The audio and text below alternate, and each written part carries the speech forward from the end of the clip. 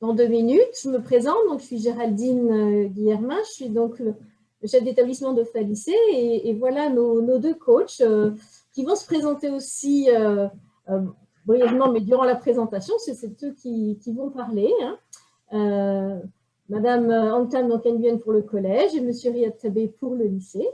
Donc on est très heureux de vous avoir pour une présentation sur ce thème qui est lié à ce qu'on voit aux États-Unis, Social Emotional Learning, hein, qui est vraiment lié au bien-être des élèves et donc comment gérer et mieux soutenir votre ado, que ce soit période Covid ou non. Hein. L'adolescence est une période qui nécessite beaucoup de patience, de dialogue, d'écoute et de compréhension.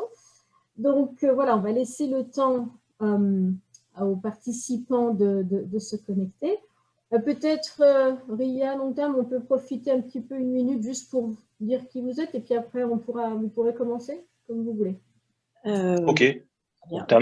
Vas-y Riyad, je t'en prie. Donc, je commence une présentation assez générale ou juste générale, où tu es, qui tu fais, quelle classe que tu as, voilà. Ça, ok, donc bonjour à tous. Dans 1 minute, ce sera 1 heure, voilà. Ça marche. Donc 19h pour moi parce que je suis en France. Donc oui, bonjour à tous ou bonsoir. Donc moi c'est Riyad Tabé, je suis enseignant spécialisé. J'ai travaillé pendant 15 ans en France auprès d'adolescents de 12 à 16 ans et je me suis expatrié durant 3 ans à New York, au lycée français de New York, au sein duquel lycée je travaillais dans une structure très innovante qui s'appelait le support spécialisé.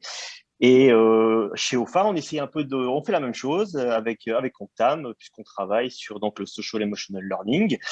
On travaille donc de manière individualisée sur tous les champs scolaires, actuellement encore. Donc, par exemple, l'organisation du travail, la gestion du temps, la gestion du stress, la motivation, la confiance en soi ou le purement académique. On pourrait y revenir un petit peu plus longuement plus tard.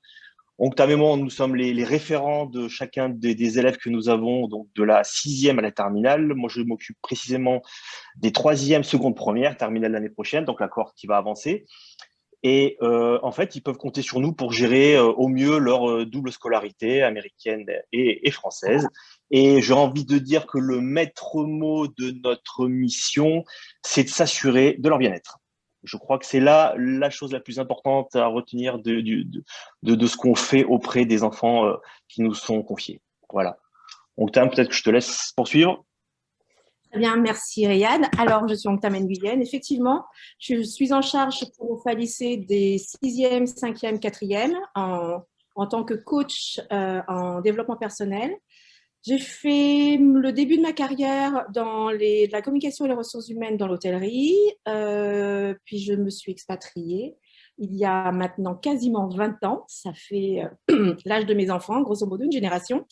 J'ai eu l'occasion pendant cette période, également au lycée français de New York, où mes enfants étaient, de mettre la main à la pâte dans des programmes d'accompagnement des élèves. Et c'est comme ça que j'ai réalisé que c'était ma voie, c'était my call, comme on dit ici. Parce que je suis une grande fan des ados. Je pense que on s'occupe pas assez bien d'eux, parce que justement, on se dit oh, c'est la crise d'adolescence, alors laissons passer. Et en vérité, il y a plein de choses qui se passent à ce moment-là. Ce sont de petits êtres, enfin de grands êtres en devenir, parce que si on dit petits, ils sont pas contents. Et c'est un moment où justement tous les à côté, tout ce ma génération en tous les cas n'a pas appris à considérer.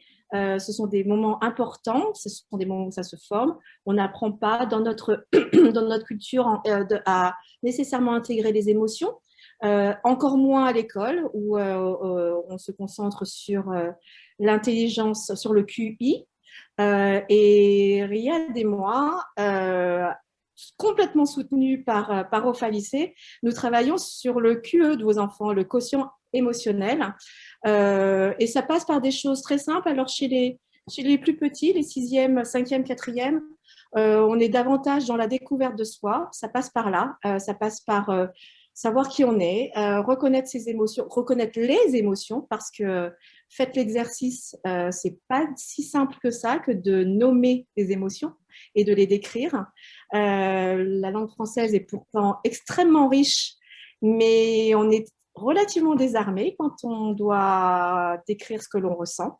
Donc, voilà, on travaille là-dessus. Les anglo-saxons sont un petit peu plus avancés et ouverts et peut-être soutiennent davantage cette démarche-là.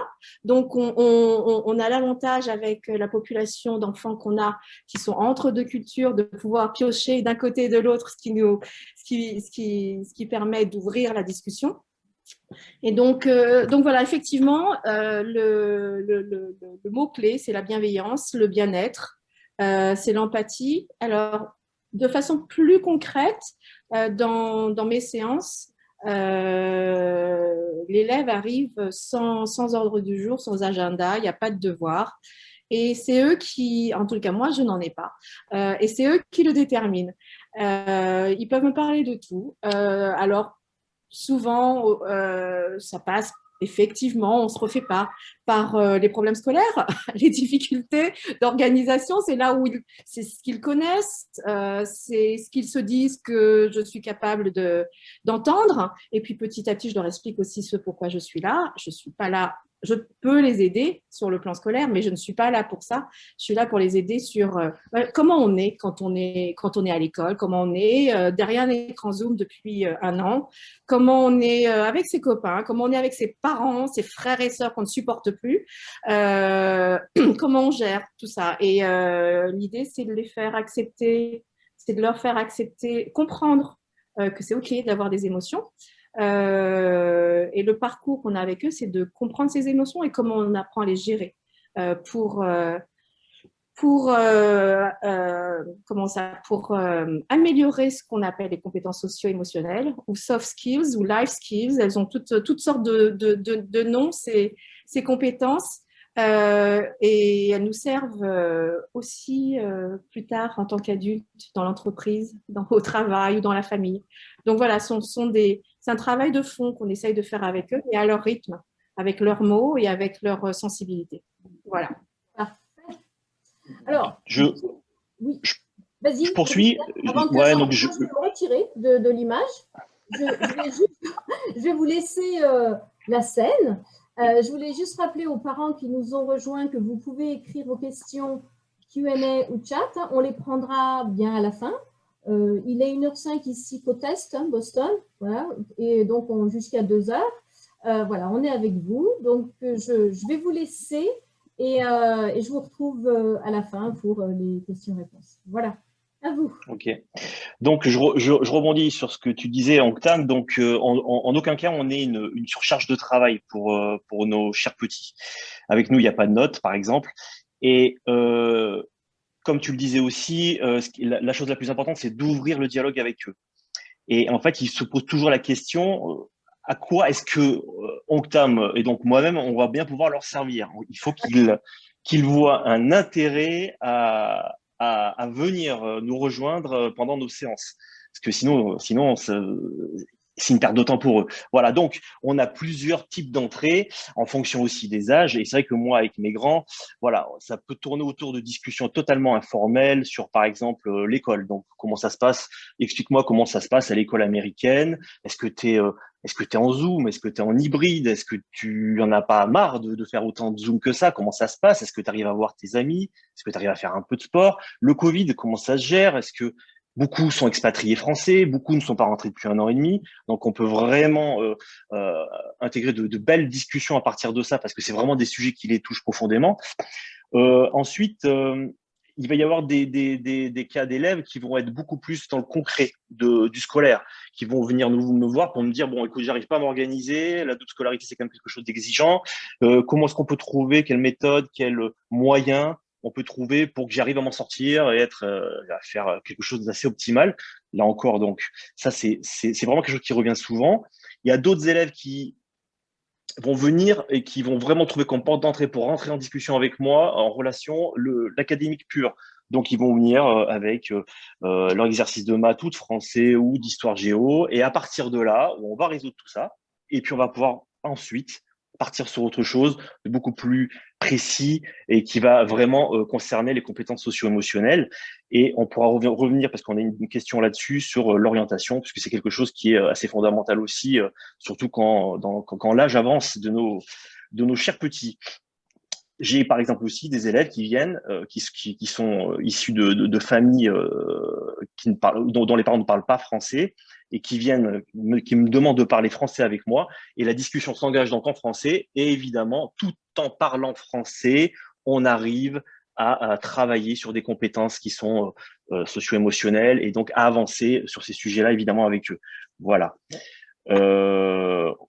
Ensuite, on va peut-être commencer à répondre aux questions. Je ne sais pas ce que tu en penses. Absolument. Je voulais juste apporter une précision parce que peut-être vous n'en avez pas l'habitude. Nous, Riyad et moi, nous ne sommes pas des thérapeutes, pour être bien clair. Nous ne sommes pas dans le domaine de la médecine. Nous sommes des accompagnateurs. Et des facilitateurs de discussion, de bien-être aussi. Voilà. Donc, bien entendu, nous avons une formation qui nous permet de repérer les moments, les difficultés éventuellement médicales. Et dans ces cas-là, on réoriente et on discute avec les parents. Mais sinon, nous, on a en fait cette casquette, une fois que les enfants la comprennent, de cet autre adulte qui n'est ni un prof ni le parent et avec qui il est plus simple de parler. On ne prend pas votre place, évidemment, mais quelquefois, il y a des sujets que les enfants abordent plus facilement avec des personnes un petit peu plus éloignées de leur quotidien, avec qui il y a moins d'affect, et c'est ce qui facilite la discussion. C'est simplement ça. Nous, on est des miroirs et on est des receveurs. Je suis dans l'image aujourd'hui, les amis. Donc voilà, on peut effectivement commencer répondre à la première question que nous avons reçue. Alors, question assez récurrente, et alors je crois que ça, on l'entend depuis la 6e jusqu'à la terminale, c'est au niveau de l'organisation du travail. Alors, dans ce cas-là, c'est un petit peu à l'envers. On a une élève qui travaille très bien, mais elle est tellement consciencieuse qu'elle en devient lente dans son travail. Question, comment lui apprendre à être plus rapide, mettre des priorités afin d'avoir plus de temps libre pour se détendre et faire du sport.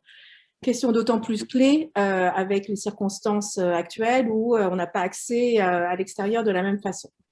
Alors, petite anecdote, les plus grands procrastinateurs, sachez-le. T'as vu, j'ai réussi à le dire, Riyad.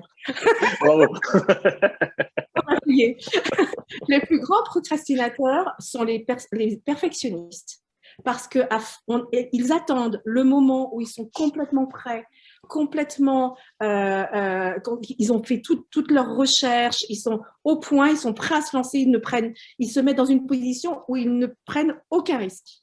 Et c'est pour ça que potentiellement, des personnes qui sont pourtant consciencieuses et même trop consciencieuses reculent le moment où il faut se jeter à l'eau, où il faut passer à l'acte, où il faut faire l'exercice ou la dissertation ou réciter sa poésie ou peu importe, ou faire son exposé. Et ça va de pair avec potentiellement l'intérêt, la passion qu'on a pour le sujet. C'est tellement important qu'on ne veut pas le faire n'importe comment. Et donc, et puis on s'assure qu'on a, surtout à l'heure d'aujourd'hui, les enfants entendent beaucoup, attention aux informations qu'on a sur Internet, etc. Donc, faites bien vos recherches. Donc, ils passent tout en revue, ils refont Internet à eux tout seuls chez eux, avant de se lancer sur un sujet. Et c'est vrai que on peut un petit peu grincer des dents derrière parce qu'effectivement, en tant que parent, adulte, éducateur, on voit que le travail n'est pas fait. Alors, moi, ce que je fais, c'est je défricote. On essaye de comprendre avec l'enfant pourquoi ils mettent tant de temps à passer à l'acte. Est-ce que c'est un manque d'intérêt? Est-ce que justement c'est de la perfection? Auquel cas, il y a des astuces de travail. On peut découper le temps, ça peut être des enfants qui ont du mal à gérer leur temps. Donc simplement, on leur donne des mini-échéances, on fait des mini-contrats avec eux, des contrats qu'ils peuvent assumer. Souvent, c'est une question de contrôle aussi, plutôt de la sensation qu'on n'a pas le contrôle sur les choses. Donc, quand on leur découpe, quand on saucissonne le travail, à leur manière, dans leurs termes à eux. Et c'est là où c'est important de vraiment discuter avec eux parce que 20 minutes pour moi, c'est peut-être pas 20 minutes pour eux. Ils ont une notion du temps qui est complètement différente de la nôtre. Donc voilà, on alloue différemment le temps, éventuellement on redéfinit le devoir pour que ça rentre dans l'ordre du contrôlé pour eux et ça leur permet de passer à l'acte. Et puis éventuellement faire valoir, si je ne fais, je peux éventuellement utiliser des théories de l'absurde avec les enfants. Et si tu faisais tout de suite ton travail, qu'est-ce que ça ferait? Et si tu avais beaucoup plus de temps pour faire du sport, est-ce que tu serais plus content, moins content? Donc, d'aller jouer justement dans le plaisir, les émotions positives versus le stress de ne pas réussir à faire son travail. Voilà, moi, ce serait l'approche que j'ai. Riyad? Tout à fait. Pour compléter ce que tu dis, moi, je pense que c'est vraiment un point fondamental qui est lié à l'organisation aussi du travail. Et j'ai envie de faire une sorte d'analogie, de prendre une image en lien avec le sportif de haut niveau. Le repos, par rapport à la question qui nous était posée, donc mettre des priorités afin d'avoir plus de temps libre pour se détendre et faire du sport. Le repos et faire du sport, ça fait partie du cursus scolaire de l'élève. Le sportif de haut niveau, le repos fait partie de son entraînement. Sinon, il va être en surentraînement, ses performances vont pas être bonnes ou, dans le pire des cas, il va se blesser. J'ai envie de prendre vraiment cette image pour dire que l'élève, lui, son travail, c'est aussi de considérer le repos et le sport comme une matière à part entière à laquelle il ne peut pas de laquelle il ne peut pas se délier. Il doit la faire, il doit y prendre part. Ça va lui faire du bien, même s'il ne s'en rend pas complètement compte. De la même manière que faire des maths, de l'histoire ou du français, il ne se pose pas la question, il le fait. Ben voilà, ça fait partie de son cursus. C'est vraiment quelque chose, je pense, d'important aussi à prendre en compte. Toujours faire des liens avec d'autres profils, d'autres métiers, avec le sport, je pense qu'il y a beaucoup de choses à prendre là-dessus aussi. Voilà. Absolument. J'espère qu'on a répondu à la question. N'hésitez pas, si ce n'est pas complet ou si vous avez besoin de précision, à poser d'autres questions dans le Q&A. J'ai vu une question sur la fratrie arriver. Je ne sais pas si c'est la même que celle qu'on a reçue, mais on va parler de la fratrie dans un petit moment. Des frères et des sœurs qui sont embarqués malgré eux dans la crise d'adolescence de l'autre. On va y revenir. Des enfants qui sont très consciencieux, leur faire valoir le bienfait, les bénéfices de justement le repos, de remettre à zéro le cerveau pour mieux travailler, sont des arguments qui marchent bien avec eux. Alors, il faut faire attention à le doser parce qu'après, ça peut être la surenchère, hein, mais ils le comprennent assez volontiers. Je pense qu'aujourd'hui, c'est d'autant plus important et ils peuvent l'entendre, qu'il faut structurer son temps, son espace encore plus qu'avant. Alors, je ne sais pas dans quelles conditions vous êtes, mais nous, ici, sur la côte Est, on est, en tous les cas à New York, c'est 90%, on vient tout juste de recommencer d'aller à l'école, tout juste. Et ils n'aiment pas ça, d'ailleurs, pour certains d'entre eux. Donc, ça, c'est aussi un sujet qu'on est amené à gérer. Et donc, du coup, de les aider à comprendre qu'il faut structurer leur temps, leur espace, quand on peut, ne pas travailler au même endroit où on dort et où on mange, d'avoir un espace au calme, voilà. Tout ça sont des moments, ça contribue à leur faire comprendre l'intérêt de lever le pied de temps en temps. La surcharge mentale, je pense qu'ils en ont entendu parler, vous pouvez leur en parler. C'est pas un mythe, il n'y a pas que les mamans, les enfants aussi. Pour par-dessus le marché, si justement ils sont très proches, dans une bulle, on va dire, physique, parce qu'on est tous coincés à la maison, ils peuvent ne pas vouloir trop exposer leurs soucis pour préserver papa et maman qui sont sous l'eau. Donc, c'est d'autant plus important d'aménager ces plages de rien pour eux. Moi, ma matière préférée, le sujet préféré que j'ai avec eux, c'est rien. Et je vous assure qu'ils ne savent pas aussi bien, ils ont autant de mal à se demander ce que peut être le rien que la colère ou la tristesse. Ça, je peux vous l'assurer. Donc, c'est un exercice hyper intéressant avec eux. Faites-le aussi, vous. Un petit conseil pour vous, adultes. Essayez de rester 10 minutes, juste 10 minutes, sans rien faire. Je vous assure que ça fait beaucoup, beaucoup, beaucoup de bien.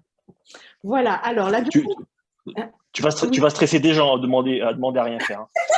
La première fois que j'ai fait l'exercice avec mes garçons, ils m'ont regardé en se demandant si je leur parlais chinois. Mais bon, j'avais fait une erreur, j'ai demandé une demi-heure. Ça, ils n'ont pas été capables de faire une demi-heure. J'ai réduit à 10 minutes. Ils me disent, mais même pas écouter la musique, maman? Parce qu'ils ont une autre notion du multitasking que nous. Donc voilà, c'était un exercice intéressant.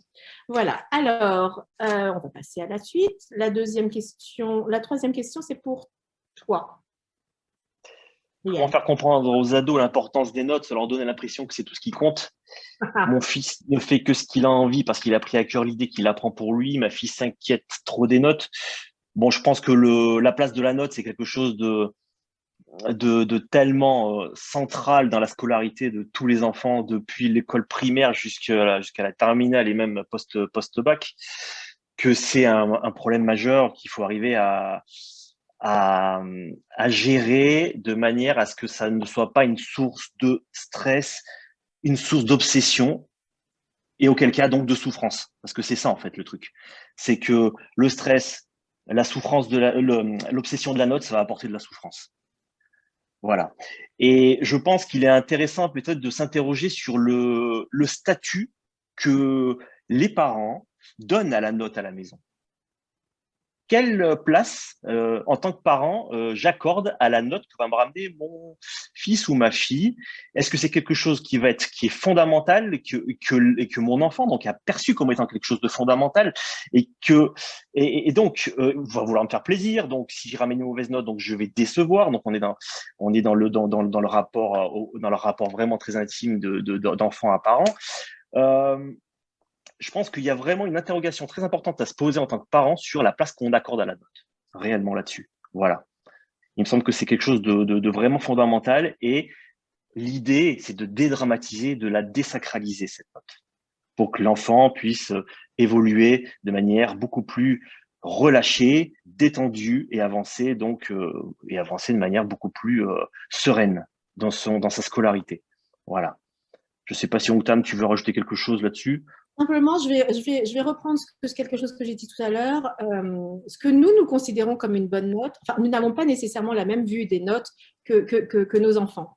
Et puis, comme dit Riyad, se grèvent dessus les attentes ou ce qu'on croit être les attentes de nos parents, d'un prof qu'on aime bien, d'une grand-mère dont on suit les traces, j'en sais rien, mais voilà, les enfants, quelquefois, ont une mauvaise lecture de nos attentes. Et puis nous, comme dit Riyad, on envoie peut-être aussi de mauvais messages.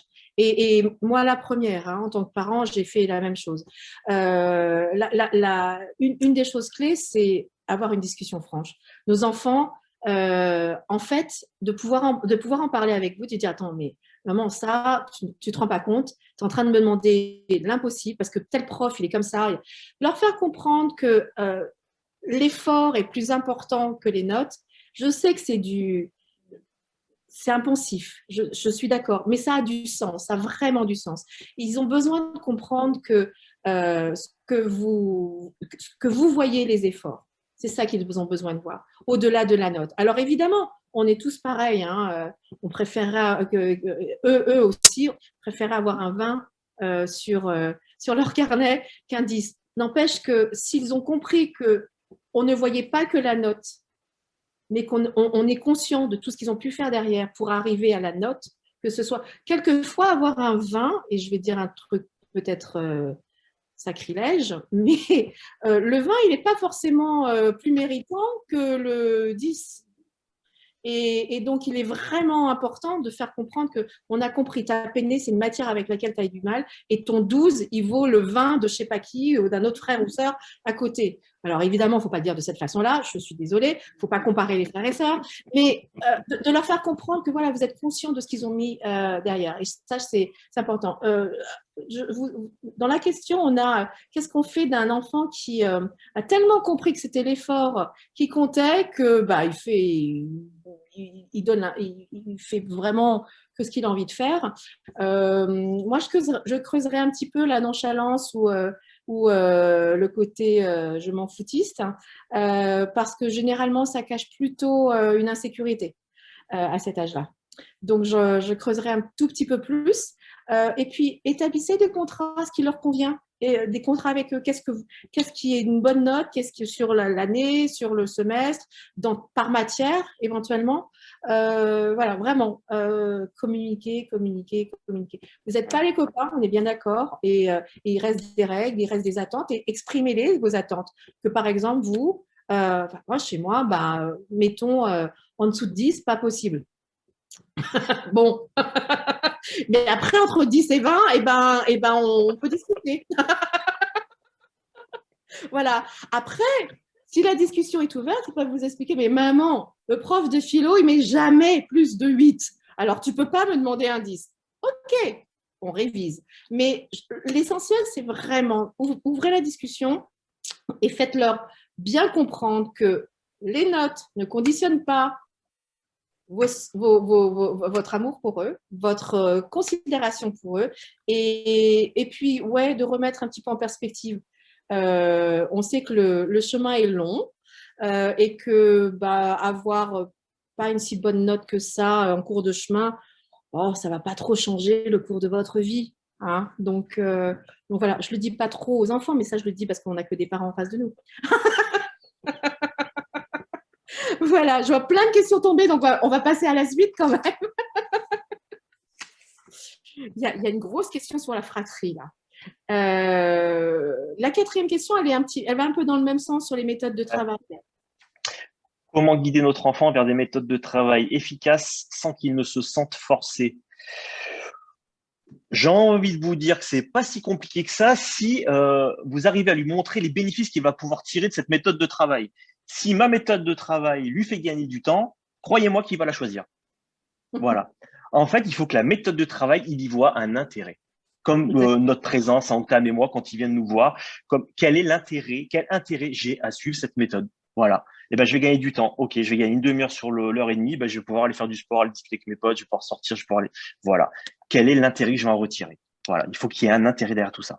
Je pense que c'est ça la clé. Voilà. Ça motive. Et puis après, la clé, évidemment, c'est la motivation. Toujours pareil. C'est lié à la motivation. Qu'est-ce qui me motive? Voilà. Absolument. Ça rejoint tous les sujets, en fait, on pourrait vous répondre ça, donc ça va peut-être régler d'avance certaines questions que vous avez. Allez au cœur du sujet. Quelle est leur motivation qui peut ne pas être la même que la vôtre? Et c'est sans jugement ce que je dis. Ça ne veut pas dire qu'il y en a qui ont tort, il y en a qui ont raison. Et c'est pas parents contre enfants. C'est simplement, chacun à différents moments de nos vies, on a des intérêts différents, on a des leviers différents. Ce qui vous paraît complètement anodin, et Dieu sait si je pourrais vous faire une liste avec mes deux jeunes adultes, ce ne sont pas les mêmes priorités que moi. Ok, fair enough. Ça n'enlève pas les règles à la maison, le respect des valeurs de fond, vraiment les valeurs. Mais dans la manière dont on les exécute, dont on les respecte, il peut y avoir des ajustements parce qu'ils sont des ados. N'oublions pas que sur le plan purement neurologique, ils sont encore en train en devenir. On sait maintenant qu'on va jusqu'à que le cerveau continue sur le frontal cortex, il évolue jusqu'à l'âge de 25 ans. Donc, on n'est même plus à 18, on est à 25. Je ne vous explique pas. Donc, c'est normal. Et dans ce fameux cortex, on a le centre nerveux pour les prises de décision. Alors, forcément, nos enfants, ce n'est pas qu'ils veulent mal faire, hein, mais ils n'ont pas forcément tout en place pour prendre nécessairement la bonne décision. Sachant que, grosse réserve, qu'est-ce qui est aujourd'hui la bonne décision? Vos enfants, et moi, j'avoue que je suis plutôt fan de cette réaction, je ne devrais pas le dire, mais bon, ils ont quand même raison quand ils nous disent, dites donc là, les grands, vous nous donnez de grandes leçons, mais regardez le monde dans lequel on est là tout de suite.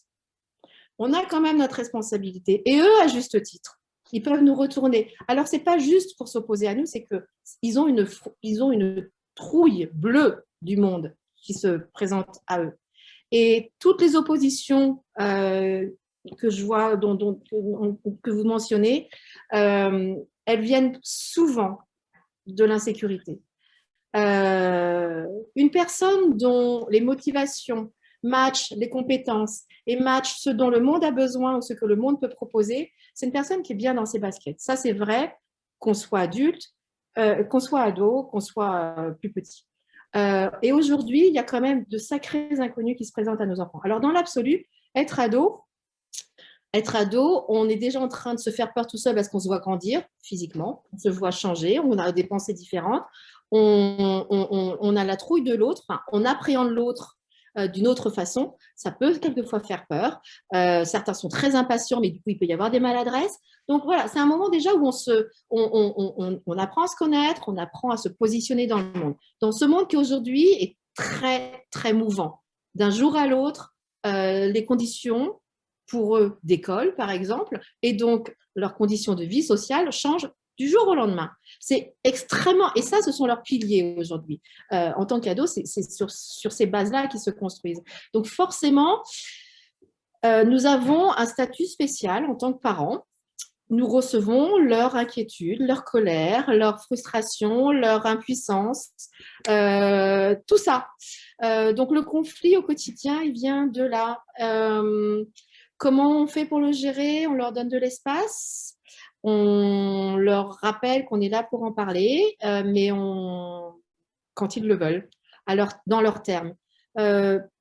Petite précision, quand vous avez l'impression que vous avez répété 100 000 fois la même chose, c'est plutôt très bon signe. C'est hyper agaçant pour vous en tant que parent, mais psychologiquement et dans le développement de vos enfants, c'est hyper important parce que ils vont grandir, Covid ou pas Covid, ils vont vers un monde qu'ils ne connaissent pas encore, qu'ils vont expérimenter, qu'ils vont explorer, avec les incertitudes que ça représente. Et dans les choses qui ne sont pas, qui sont sûres, il y a vous, c'est vous l'ancrage. C'est pour ça qu'ils viennent vérifier que vous dites toujours la même chose. Range tes chaussettes. Et changez pas du jour au lendemain. Ne leur dites pas, oh, je m'en fiche, range plus tes chaussettes. Surtout pas. Surtout pas. Et je vous parle de vos chaussettes, mais bon, de ce que vous voulez. Mais ils viennent vérifier qu'il y a quand même des choses qui ne bougent pas dans ce monde qui peut faire peur. Donc voilà, les conflits, la préadolescence, c'est ça souvent. C'est la préadolescence et l'adolescence qu'on met sous le chapeau de la crise, de la puberté, de la crise d'adolescence. Dans le temps, il y avait des espèces de trucs, comment ça s'appelait? Comment on dit? Riyad et moi. Alors attends, là je l'ai pas là. Les rites d'initiation, voilà. Il y avait alors je sais pas, on devait aller trouver, on devait aller chasser, ramener un trophée, enfin j'en sais rien. Aujourd'hui, il n'y a pas de vrai, surtout aujourd'hui avec la technologie d'aujourd'hui, il n'y a pas de vrai passage du monde de l'adolescent au monde de l'adulte. Je parle d'information, ils ont plus d'informations que nous. C'est anxiogène potentiellement. Donc, comment on exprime l'anxiété quand on est ado et que avec explosion d'hormones, surtout en ce moment-là, super, avec le printemps, on se met en colère contre papa et maman ou contre les frères et sœurs. Et les premières personnes, les conflits avec les frères et sœurs, j'en profite parce que je vois une question dans le Q&A. C'est le premier cercle, comme je vous disais tout à l'heure, l'enfant, l'ado, il apprend à se positionner dans le monde. Il apprend à se positionner vis-à-vis des autres, qui il est et comment il entretient, comment il maintient et construit une relation avec les autres. Ça commence par les frères et sœurs et papa et maman. Et donc, toutes les expériences, c'est vous qui y avez droit. Je vous remercie. On a droit au traitement spécial. Je suis désolée, c'est un petit peu obligé d'en passer par là. On n'est pas des faiseurs de miracles, on ne peut pas tout effacer d'un coup de baguette magique. Les potentiels conflits, Riyad, tu confirmes, on est un peu obligé d'en passer par là. Ils sont plus ou moins forts. Encore une fois, si on met les choses sur la table, c'est plus facile. Savoir entendre ce qui leur fait du bien à eux, ça peut aider aussi. Même s'ils écoutent trop fort la musique, on peut établir que, ok, je comprends que ça te fasse du bien, mais moi, à certaines heures, parce que nous, on travaille aussi au même endroit que toi, donc par respect pour les uns pour les autres, établissons que de 5 à 6, tu peux mettre ta musique plein tube. voilà, ça veut dire qu'ils doivent respecter ce 5-6, mais ça veut dire que vous aussi, vous devez respecter ce 5-6. C'est peut-être le moment d'aller faire des courses ou un jogging, je ne sais pas, faites comme vous voulez, mais c'est, voilà, établissez des contrats qui leur semblent justes à eux. Un ado a énormément de mal avec l'injustice. Que oui. Et ça, c'est...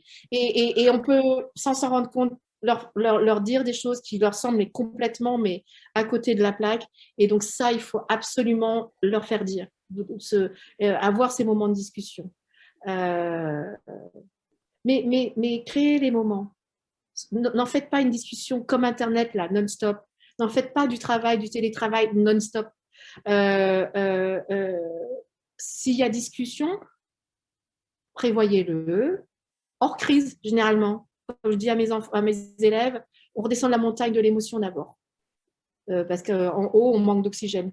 Donc, il y a des chances que on n'est pas on maîtrise pas tout, eux comme nous, ce qu'on est à leur dire. Il y a des moments où la parole, dans tous les cas, se libérera pas parce que c'est encore trop frais, parce qu'on s'est trop énervé, parce que l'ado, il n'a pas du tout envie de discuter, il préfère les jouer. Et il y a vraiment des moments, c'est exactement ce que j'ai essayé de vous dire au début, il y a des moments clés pour rentrer en relation. Il y a des moments où alors, il y a des façons de dire les choses, il y a des façons d'amener des sujets qui n'ont rien à voir avec le sujet que vous voulez traiter, mais vous allez rentrer par une porte qui est annexe, mais qui va petit à petit vous ramener à votre sujet, à vous, votre problématique, celle que vous vouliez discuter avec votre enfant. Je crois que c'est super important de pas y aller frontalement. Frontalement, c'est l'ado qui va. Lui, il y va frontalement. L'ado, lui, il est frontal. Il a besoin du mur. Le mur, c'est vous. Et il a besoin de ce mur-là parce que ça le construit. Donc, ce mur-là, il doit être solide, en tous les cas. Voilà. Il absorbe les coups, il est solide. Mais vous, d'un autre côté, vous êtes un mur sur lequel l'enfant va se projeter, mais vous, d'un autre côté, vous allez y aller beaucoup plus en douceur pour revenir vers lui et pour le faire et pour résoudre les problèmes qui ont pu être posés, peut-être entre frères et sœurs, peut-être vis-à-vis de vous, que voilà. Je pense que ça peut être une façon de voir les choses aussi. Voilà. Absolument. Dans la manière de renvoyer les sujets ou les émotions de vos enfants, il n'y a pas de mal à dire que on ne sait pas ou on s'excuse ou on est frustré. Je vois là une maman qui est frustrée d'avoir une discussion uniquement matérielle avec ses enfants et pour le reste, c'est inexistant. Est-ce normal? Oui. Je veux dire, il n'y a pas dans le sens où ça n'est pas anormal en tous les cas. Ça peut être leur choix, ça peut être en ce moment ce avec quoi ils sont à l'aise. Peut-être que c'est l'occasion d'avoir des moments one-on-one, privés, avec chacun d'entre eux. 17, 15 et 13, c'est pas mal. Bien, vous devez être bien occupés. Mais voilà, justement, celui qui a 17 ans, celui ou celle qui a 17 ans ne va évidemment penser qu'il n'a pas du tout les mêmes problèmes, sujets que celui de 15 ou celui de 13. Donc, ça peut être l'occasion pour recréer un petit peu la discussion, de créer des moments. Faire des choses avec eux, c'est une bonne façon de recréer une complicité, sans forcément parler au début parce qu'ils ne sont pas forcément à l'aise à ce moment-là. Mais si j'ai dû me mettre au sport, hein. Ouais, j'ai 2 garçons, j'ai dû me mettre au sport. Je suis devenue une fan des Knicks parce que voilà, et c'était ma manière. Et encore aujourd'hui, ils ont maintenant 23 et 20 ans. C'est comme ça que entre autres, que j'ai entretenu la relation. On râle à distance des résultats des Knicks. Voilà, faites des choses, créez des moments, vraiment. Pas forcément des moments de discussion parce qu'ils détestent ça. Ouais, alors, les conseils de famille, on n'employait jamais ce mot-là, ça devient peut-être un conseil de famille, mais leur dites pas comme ça. Mais voilà, créer des moments, je sais pas, aller chercher. Je sais que c'est compliqué en ce moment, mais choisir un film ensemble. Et petit conseil, mettez vos propres goûts de côté à ce moment-là. Tant pis. Si sans critiquer les leurs. Voilà. Voilà, un documentaire, écouter une chanson, qu'est-ce que tu écoutes comme musique en ce moment, ou j'en sais rien. S'il y en a qui sont plus artistiques ou plus nature, d'aller faire une balade. Encore une fois, chercher, on en revient à la même chose. Allez là où, leur motivation, leur intérêt, et ce sera plus facile. Parce qu'ils baisseront la garde, ils seront plus ouverts. Et puis surtout, ne discutez jamais en disant blême grise, et vous non plus. Ça, on va nulle part. Parce que là, c'est trop mûr. Là, c'est mur contre mur, ça ne va pas du tout. Voilà. Et puis juste pour clore ce sujet, et encore une fois, bien évidemment, je suis en aucun cas un psy, mais c'est vrai qu'il y a dans une fratrie, il y a aussi une place. Il y a celui du milieu, il y a le dernier, il y a l'aîné, et c'est pas la même chose, ça se gère pas de la même façon, ils n'ont pas le même vécu avec le parent, avec les frères et sœurs, et donc c'est aussi quelque chose à prendre en compte. Mais encore une fois, tout en restant à ma place. Absolument. Et un truc qui marche bien sur la fratrie, quand vous les avez, quand il y en a un qui râle, j'ai eu ça plusieurs fois en classe, enfin avec les élèves, les jeux de rôle, les faire se mettre à la place du petit frère ou de la grande sœur ou de papa ou de maman d'ailleurs. C'est assez productif. Ça marche bien. Une dose d'humour, ça fait jamais de mal. Voilà. Détendre l'atmosphère, normaliser, t'es pas le seul, non, la terre entière ne t'en veut pas.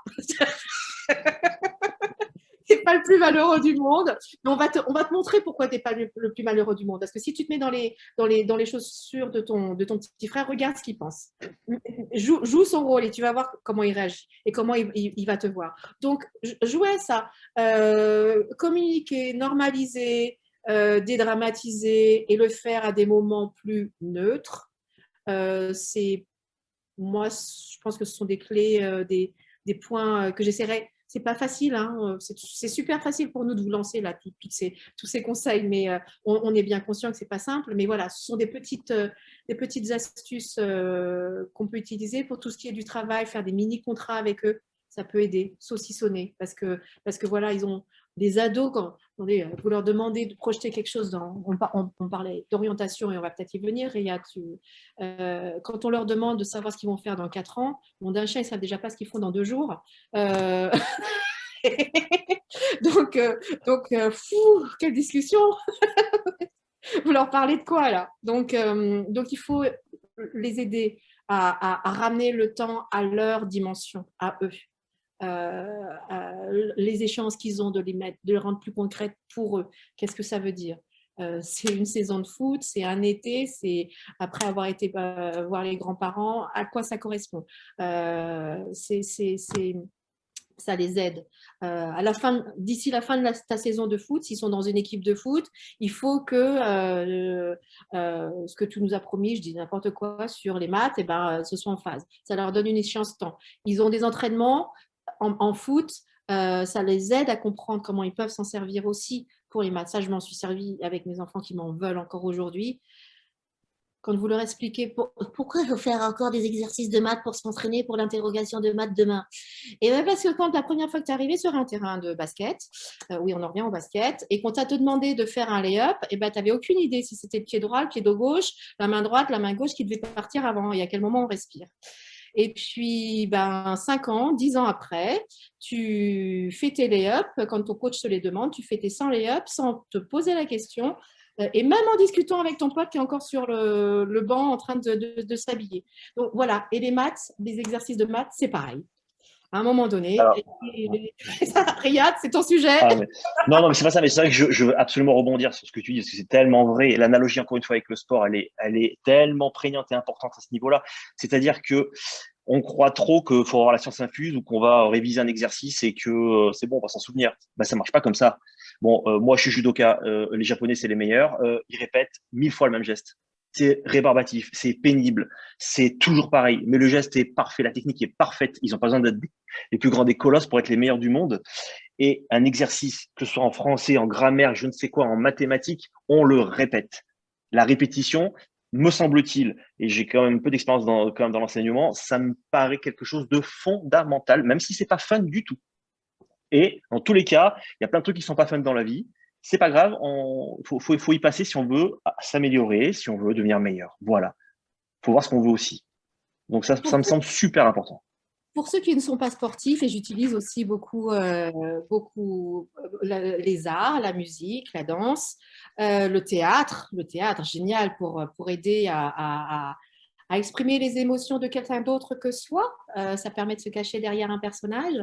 La musique, ils n'ont aucun mal à écouter 50 fois de suite la même chanson en boucle. Donc, vous pouvez aussi utiliser cette image-là par rapport… quel gain ils ont à écouter la même chanson, mais exactement la même, hein, et en boucle, sans interruption. C'est vécu ce que je vous dis. Demandez-leur pourquoi. Et peut-être que vous pouvez utiliser ce qu'ils vous disent pour l'appliquer dans les devoirs. Vraiment, utiliser ce qu'ils aiment faire spontanément, sans réfléchir, et essayer d'en faire un lien transversal. On a la chance qu'on a, ma génération, en tous les cas, on a appris de façon verticale. C'est-à-dire qu'il fallait apprendre en profondeur, on nous assénait un savoir, et puis il fallait qu'on sache, et puis voilà. Et il n'y avait pas forcément de vision latérale. On faisait de l'histoire pour de l'histoire, de la physique pour de la physique, etc. Aujourd'hui, et ça se retrouve dans les cursus, hein, dans les curriculums, les parcours, comment on appelle ça, Riyad, le terme technique, où on utilise deux matières. Par exemple, on va utiliser l'histoire pour faire Transdisciplinaire. Voilà. J'ai un peu de mal. Merci. Je voyais Géraldine qui… à la rescousse. Oui, en effet, j'allais venir. Mais voilà, faites la même chose. C'est vrai pour tout. C'est vrai pour tous. J'ai des enfants qui adorent, des élèves qui adorent faire la cuisine. Et ben, je me sers de ça dans mes séances. La première séance que je fais avec mes élèves, c'est qu'est-ce que vous aimez faire? Ça les surprend généralement parce qu'ils se demandent, eux, ils étaient arrivés avec tout un argumentaire sur oui, j'ai pas une bonne note en maths. Je dis mais je m'en fiche de tes maths. Mais une fois que tu as fini tes maths, qu'est-ce que tu as eu envie d'aller faire tout de suite? Voilà. Et vraiment, c'est une ressource sans fond. Sans fond. Et en plus, du coup, vous n'allez pas dans le conflit parce que c'est leur terrain. Et moi, le nombre de fois où ce sont les élèves ou mes enfants qui m'ont appris des choses, j'ai aucun ego là-dessus. Hein. Et ça marche. Quand c'est eux qui vous apprennent quelque chose, c'est bien aussi. Très important, c'est super important de se positionner comme étant pas l'omniscient qui sait tout, qui détient la vérité, je sais pas, bah vas-y, montre-moi, apprends-moi, t'as vu tel film, telle série, ah ouais, tu dis qu'elle est bien, bah je vais la regarder, ou telle chanson, tu dis qu'elle est bien, vas-y, on va écouter. Et puis voilà, bah, je vais peut-être apprendre à aimer ce que tu écoutes, parce qu'au départ, vraiment, je m'y serais jamais mis. Voilà. Mais voilà, moi aussi j'ai mes failles, je ne sais pas tout, je ne sais pas tout faire. Et ça, c'est tellement important pour un élève. Moi, par exemple, mes élèves purement en salle de classe, des choses que je ne sais pas des fois sur des questions très précises qui peuvent me poser hors contexte, je sais pas. Ah bon, vous savez pas? Ben non, je sais pas. Par contre, l'information, je vais te la trouver. Parce que ça, je sais la trouver, l'info. Voilà. OK. Et je pense que ça aussi, ça les fait grandir et avancer. Et encore une autre chose sur laquelle je voulais rebondir par rapport à ce que tu disais, c'est que vos enfants, pour la plupart, sont quand même bavards. Ils causent, hein, ils parlent. Donc, il y a vraiment, évidemment, il y a l'enfant à la maison, il y a l'enfant en classe, il y a l'enfant avec nous. Ces trois, vraiment, c'est des volets différents. Il y a l'enfant avec ses potes, c'est encore autre chose. Mais la relation qu'on a, nous, avec eux, elle est quand même très particulière. Ils se livrent vraiment, quoi. On est une fois de plus pas des psys, mais ils vont se livrer, ils vont avancer, ils vont régler des petits soucis du quotidien, ils vont avancer sur des choses qui les embêtent, qu'il faut qu'ils avancent. Comme par exemple sur l'orientation, il y a beaucoup de tracas pour nos élèves de seconde. Là, quand on arrive en janvier, février, mars, je fais quoi? Et là, c'est super intéressant. Et ils se livrent, vraiment. C'est vraiment intéressant. Parce qu'ils ont compris qu'ils n'étaient pas dans un endroit où on les jugeait. Et je pense que ça, c'est important qu'ils le ressentent. On en revient à ce qu'on disait sur les notes.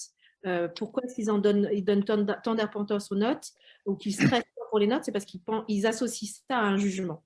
Donc, quand on dissocie le jugement de la note ou le jugement d'un choix d'orientation, les choses se font de façon plus fluide. Ça ne veut pas dire que ça se fait plus rapidement parce que c'est un travail de fond, hein, c'est une réflexion de fond, l'orientation, mais tout le monde ne naît pas avec une vocation, donc ça se saurait. Donc, évidemment que ça prend du temps et c'est plutôt bon signe que ça prenne du temps et qu'ils y réfléchissent. Mais voilà, moi j'ai envie de dire une chose qui me tient à cœur. Faites leur confiance à vos enfants. Vraiment, vraiment. Il y a des choses qu'ils ne savent pas et qu'ils ne savent pas mettre en mots, qu'ils ne savent pas exécuter, mais intuitivement, émotionnellement, ils ont tout en eux. Riyad et moi, on est comme des révélateurs. Le but du jeu, on ne pense pas du tout qu'on est en train de leur apprendre quelque chose. Nous, on est là pour leur faire réaliser ce qu'ils savent déjà, ce qu'ils ont déjà en eux, et les aider à utiliser leurs outils au bon moment et à bon escient. Et puis, si jamais ils ont une faiblesse, ce qu'ils considèrent eux comme une faiblesse, eh bien, on va travailler sur soit comment on améliore cette faiblesse, soit comment on fait travailler, chanter les autres compétences qu'on a pour valoriser, pour compenser l'éventuelle faiblesse qu'on a. L'objectif que nous on a, c'est de garnir le plus possible la boîte à outils émotionnelle de vos enfants en soft skills. Et ça en fera, je le crois, de meilleurs êtres humains, de meilleurs leaders, de meilleurs équipiers, de meilleurs compagnons de vie, parce que je pense que c'est complètement transversal comme compétence. Voilà, ça c'était une petite parenthèse métaphysique, pardon. Je suis un peu comme ça de temps en temps. Il y a deux questions qui nous restent. L'orientation, je pense quand même. Il y en a une, ouais, on va garder un peu de temps pour l'orientation. Juste la grande de 15 ans qui prend votre place, chacun son rôle. C'est une discussion à avoir avec votre fille, ça. Il faut en parler librement. Qu'elle prenne ses responsabilités, qu'elle soit autonome. Au contraire, valoriser les initiatives qu'elle peut prendre, etc., mais dans un cadre. Remettez le cadre autour.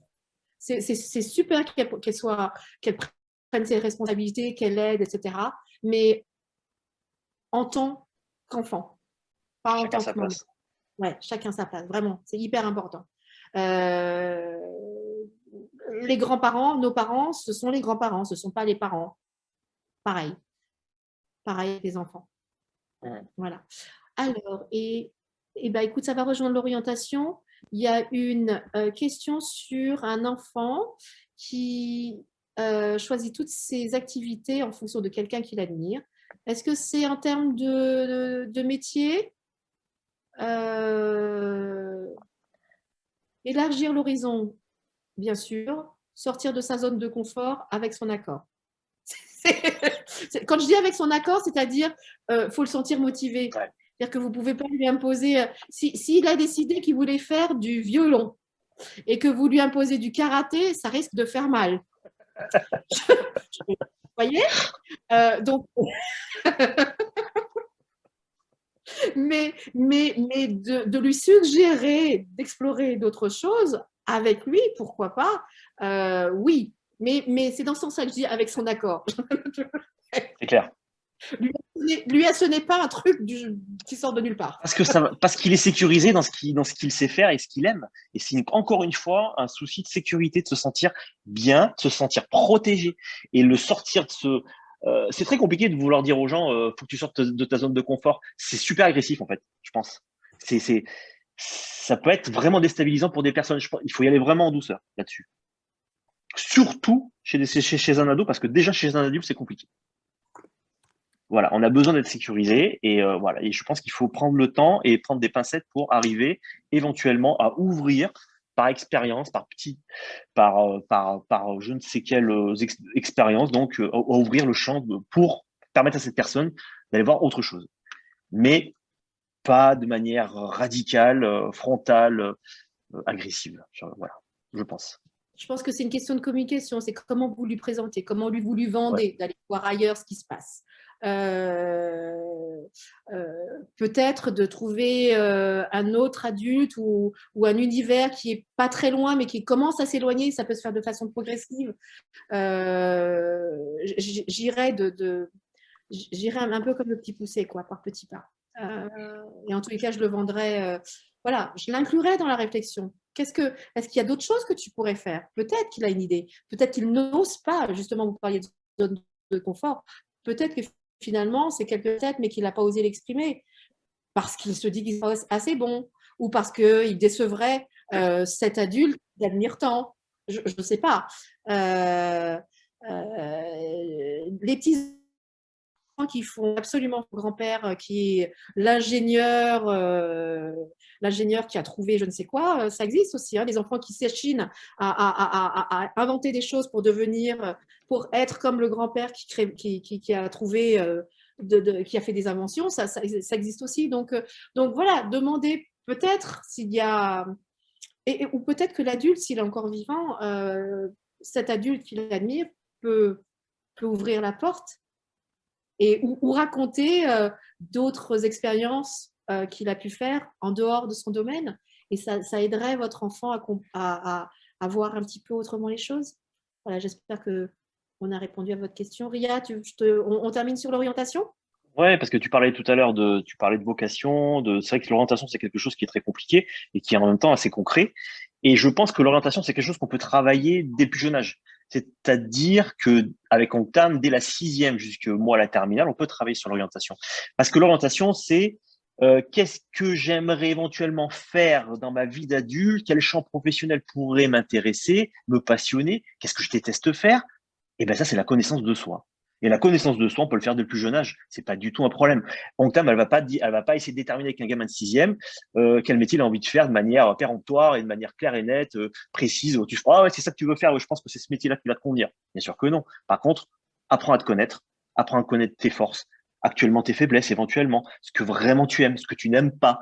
Et comme ça, on avance petit à petit et on commence à construire une connaissance de soi qui permettra à l'enfant de se positionner de manière la plus optimale quand il va falloir faire vraiment les choix définitifs, enfin, c'est même pas définitif, mais les choix un peu plus radicaux du lycée, quand on est au lycée et qu'on réfléchit au post-bac. Voilà. Je pense que parmi les compétences donc du social emotional learning, la prise de décision est quelque chose de fondamental. En fait, on travaille, comme tu le disais aussi, tu l'as dit tout à l'heure, donc Tam, on travaille avec eux sur la meilleure façon de prendre la meilleure décision possible pour chacun d'entre eux. Et une prise de décision, c'est quelque chose qui est qui n'est pas si facile que ça à faire. On prend pas une décision sur un coup de tête, normalement. On doit y réfléchir. C'est comme un plan quand on a une rédaction ou un essai, ou une disserte ou un essai à fabriquer. Il y a une structuration de la pensée, de l'esprit à ce moment-là pour pouvoir prendre la meilleure décision possible. Donc, il y a une sorte de diagnostic à faire sur le problème qui m'est actuellement posé. Quelle solution s'offre à moi et quelles vont être les conséquences de ma prise de décision. Et là, je peux vous prendre un exemple extrêmement concret. Donc, comme je vous le disais tout à l'heure, de mes élèves de seconde, qui sont donc tous en questionnement à partir de janvier, février, mars, ils sont avec nous, avec OFA, ils sont dans le lycée américain. Voilà, l'année prochaine, c'est la première. Est-ce que je continue la double scolarité avec nous, avec OFA? Est-ce que j'arrête? Donc, j'ai un problème à résoudre, mais quelles vont être les conséquences de mon choix? Je m'arrête avec OFA, je me ferme beaucoup de portes, mais effectivement, j'aurai beaucoup de temps libre.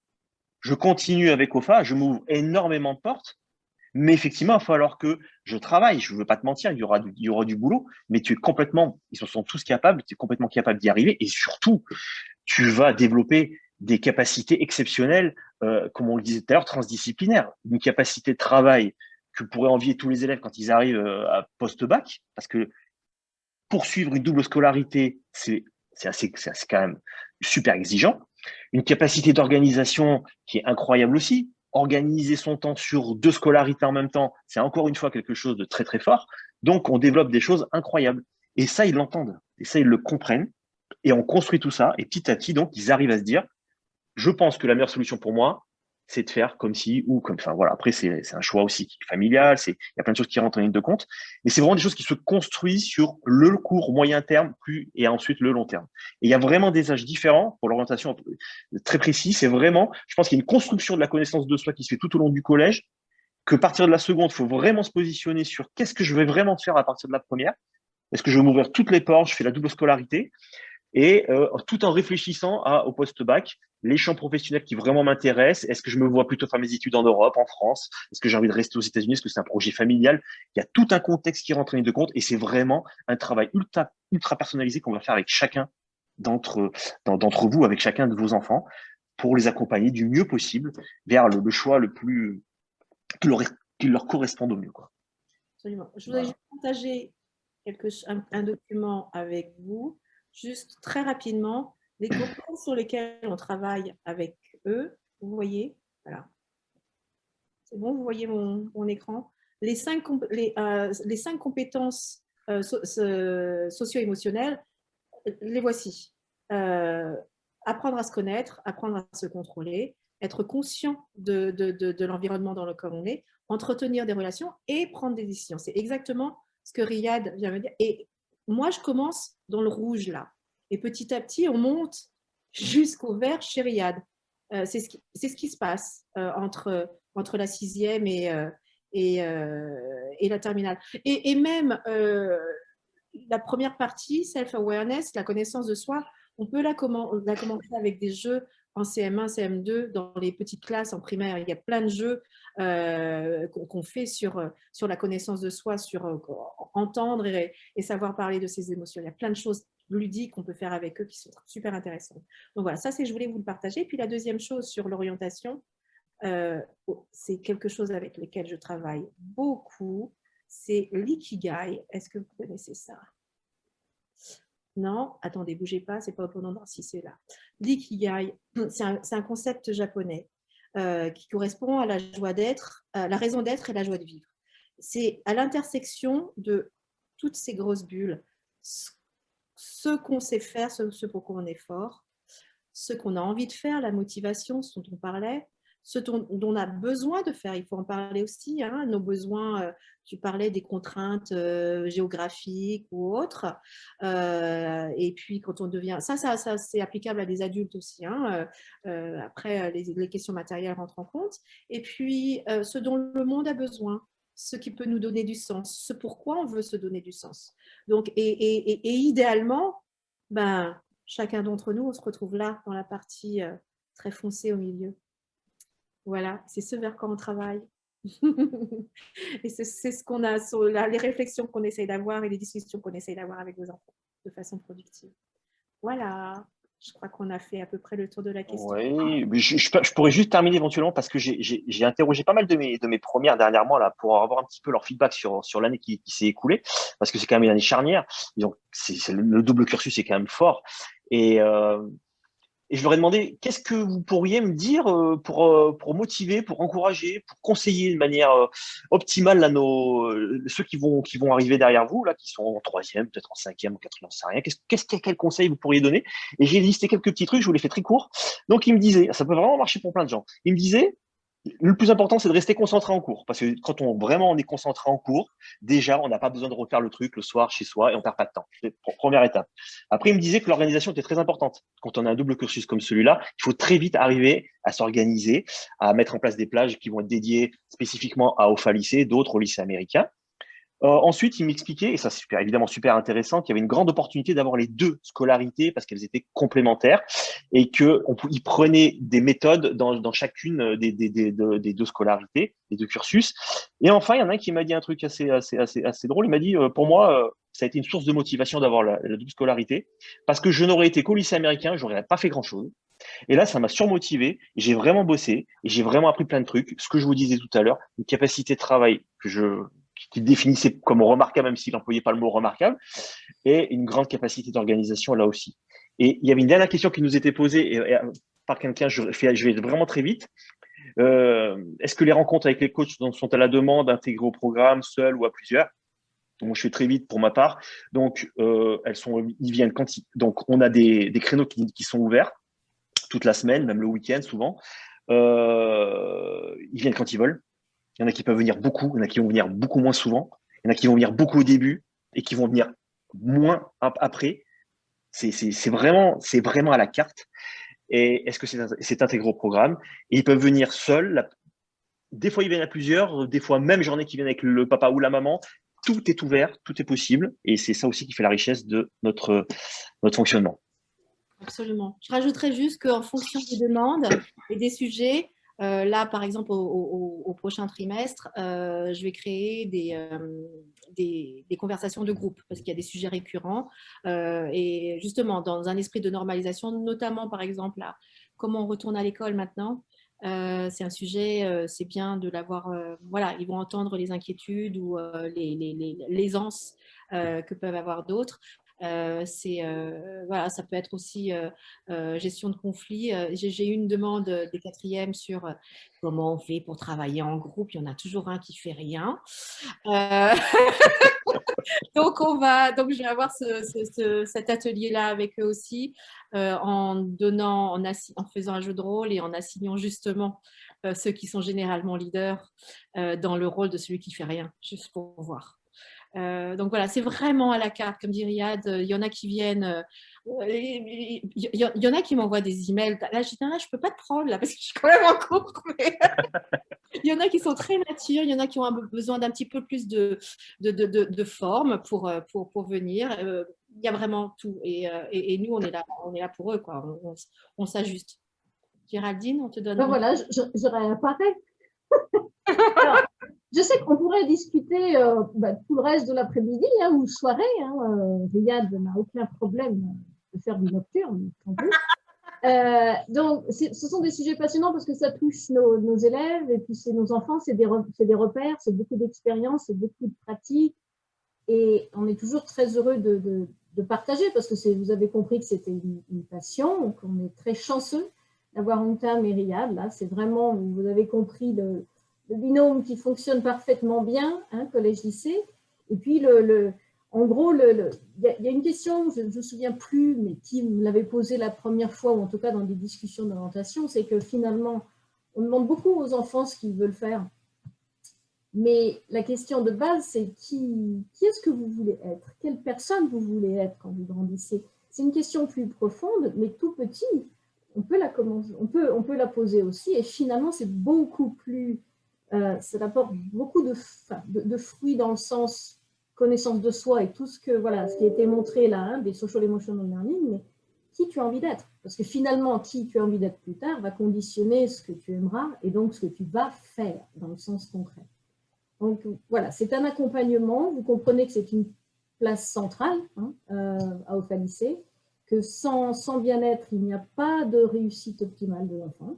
On ne peut pas l'amener au meilleur de son potentiel s'il n'est pas à l'aise, s'il n'a pas ce bien-être en cours avec ses camarades, si on ne participe pas justement à ce bien-être et que la bienveillance est le mot d'ordre de tous les enseignants.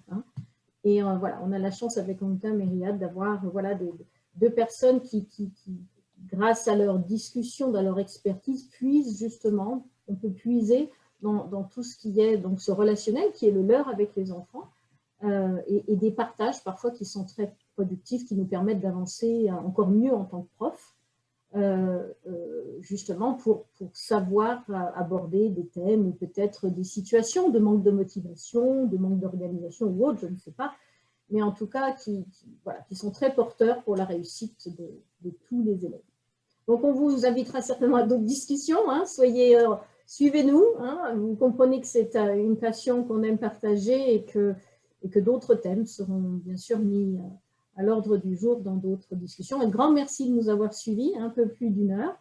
Et on vous dit donc à très bientôt. Voilà. Merci. Merci beaucoup. Merci. Voilà. Au revoir. Merci.